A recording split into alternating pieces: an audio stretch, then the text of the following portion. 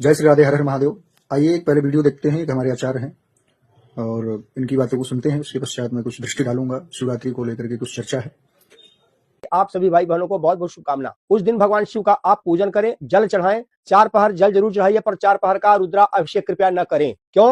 भोजने च पीड़ा कारकम, धर्म सिंधु निर्णय में लिखा है, कृपया उस दिन भगवान शिव भोजन करते रहेंगे। आइए, अभी आपने सुना हमारे आचार्य श्री की वक्तव्य कि इस महाशिवरात्रि पर आप सभी अभिषेक न करें और बाबा का केवल जो उन्होंने बताया आपने सुना।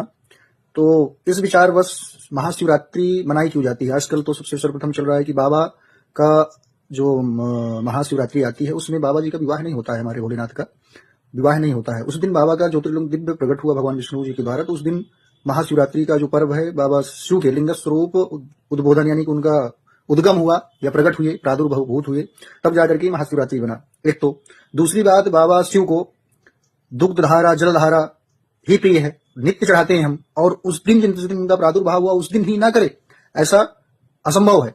काशी में क्षेत्र में हो चाहे जिस क्षेत्र में हो, ऐसा तो मैंने सुना ही नहीं है। फिर भी इनकी बातों को उन्होंने एक श्लोक भी बताया। और जबकि दुर्गा सप्तमी में कहा गया है काल रात्रि महारात्रि मोहरात्रिश्च दारुणा, यानी कि जो 3 रात्रियों में शिवरात्रि भी जो विशेष करके है, और महाशिवरात्रि के दिन बाबा का सुंदर अभिषेक 4 प्रहर में करना कितना सौभाग्यशाली है वह मनुष्य जो बाबा का सुंदर अभिषेक करता है।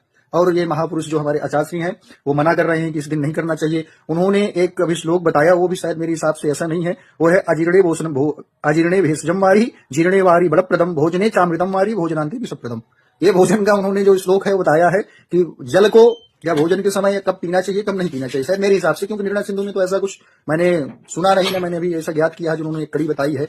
और शायद हो सकता है क्योंकि कुछ चीजें होती हैं वो कहीं पर बोली जाती हैं, क्योंकि कभी कभी बोलते हैं कोई चीज कहीं की और हम उसका प्रयोग कहीं करते हैं, तो समय और जगह या वस्तु के हिसाब से ही हम उस चीज को बोले तो ज्यादा अच्छा है।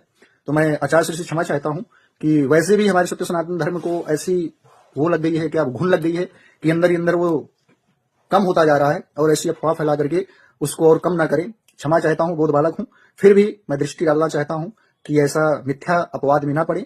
जितना भी हो सके शिव अभिषेक करें, शिव जी का पूजन करें, क्योंकि क्षणे रुष्टा क्षणे तुष्टा रुष्टा तुष्टा क्षणे क्षणे, ऐसे तो हमारे बाबा हैं जो क्षण भर में संतुष्ट हो जाते हैं, रुष्ट हो जाते हैं, और क्षण भर में सहर्ष ही सब कुछ दे देते हैं। जो कालों की महाकाल है उनके लिए कौन सा दिन कौन सा वार, फिर भी इतना बड़ा महाशिवरात्रि जब हम साल भर 1 वर्ष तक इंतजार करते हैं कि उस दिन हम ऐसा करेंगे वैसा करेंगे, उसमें भी आप ऐसा डंगा लगा रहे हैं तो अच्छी बात नहीं है। फिर भी क्षमा चाहता हूँ। जय श्री राधे, हर हर महादेव।